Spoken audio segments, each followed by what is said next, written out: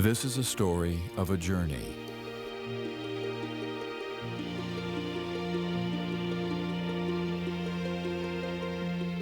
On one level, it is a journey about self-discovery and personal strength. Yet on another, it is a deeply moving, profound search for truth and revelation, driven by a spiritual yearning and hunger that would not subside. This is a story about finding your way, about rediscovering ancient paths long overgrown and lost, about searching for elusive answers to spiritual mysteries. This is a story about leaving home to find home, a journey shared by a small group of remarkable individuals and their families: Scott Hahn, Marcus Grodi, Larry and Joetta Lewis, and Jeff Cavins.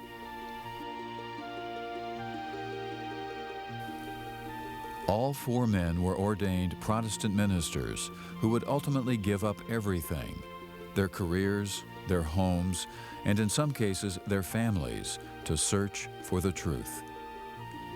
Inspired through fervent prayer and a rigorous, determined examination of their own faith in Jesus Christ, they all traveled a road that surprisingly led them all to the Catholic Church, the church Jesus himself founded 2,000 years ago.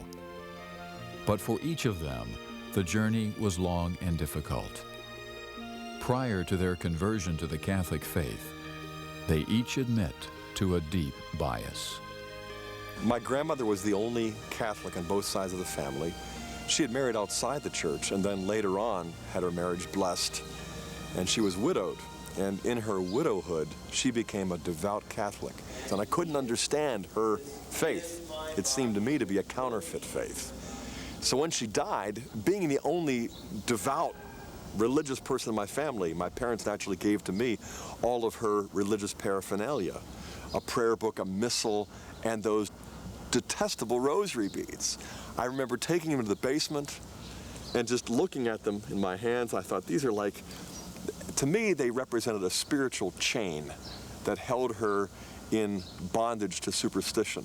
And so I just instinctively tore them apart, threw them in this waste can, and just thought, Lord, set her free, now.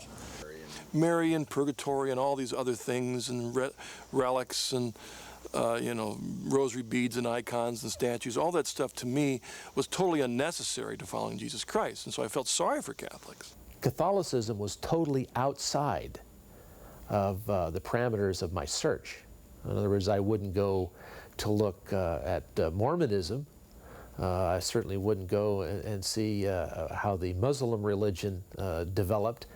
That would be outside the parameters of my search because I had already discounted that. And Catholicism fit and kind of in that line of thinking. So we weren't looking in the Catholic Church at all for the truth. Their stories are remarkably similar, yet vastly different, all subject to the mysteries of faith that guide each of us on our own journey, but each one fueled by the yearning for the answer to one simple question: what is truth?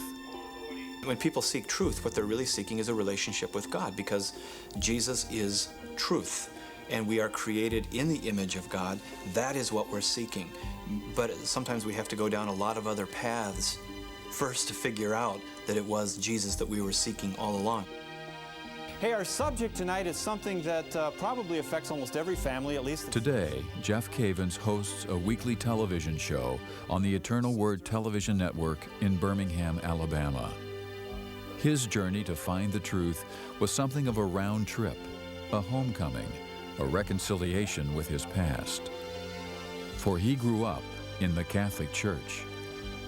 He would eventually leave it, and like Scott Hahn, Marcus Grodi, and Larry Lewis, become a Protestant minister. You're studying to be a priest. Yes, for the Diocese of Peoria, Illinois.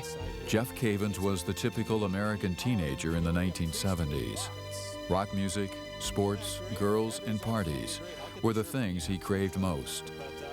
As a Catholic, he attended church, but confesses he had very little comprehension